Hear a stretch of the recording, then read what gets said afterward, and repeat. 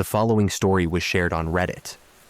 Back in the early 2000s, when I was in my late teens, my relationship with my mother was often turbulent.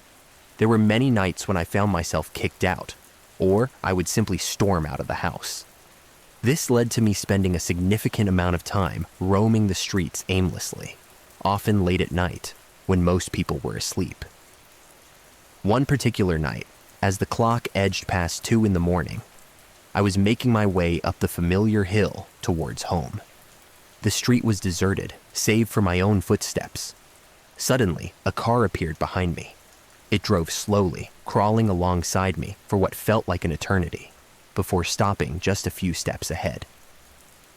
As I walked past, the driver, a big man with a round, fat face and dark, staring eyes, spoke.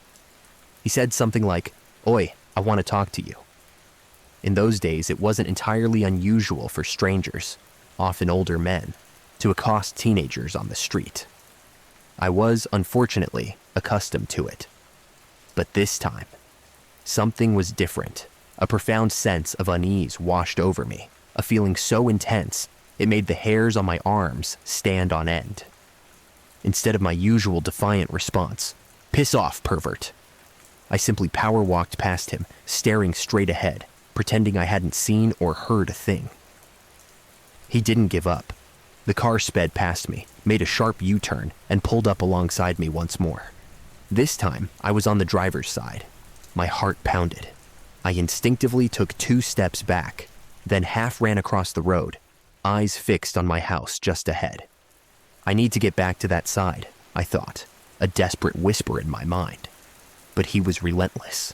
He sped past again, flinging the car around with chilling aggression.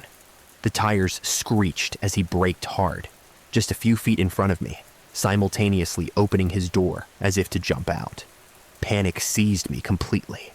I sprinted back across the road, darted down our neighbor's driveway, and then down the narrow side path of our own house. We had a side door tucked away in a small, dark alcove. I squeezed myself into that confined space, my fingers fumbling blindly with my key, desperately trying to unlock the door in the pitch black. As I wrestled with the lock, I saw his car creep silently up to the top of the driveway and stop. He got out and began walking a few steps down the driveway, peering behind the hedges, searching. Mercifully, he couldn't see me, pressed into that shadowed doorway in the utter darkness. After a tense moment, he got back into his car and drove away. Once inside, I was shaken, but safe. I quickly told my brother the strange story.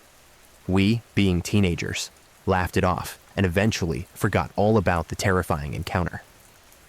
Years passed. Then, one day, I saw that man's mugshot plastered all over the news. He had been convicted of multiple murders, kidnappings, and rapes of girls and women in our local area. He was suspected of many more. Even all these years later, authorities are still connecting him to historic, unsolved cases. I'll never know for definite, for certain, if it was truly him that night. But I'm fairly sure. The same round face, the same dark, staring eyes, the same area, the same time frame as his known activities. Strangely, this encounter bothers me far more now that I'm older than it ever did back then. Perhaps it's because I now have daughters of my own,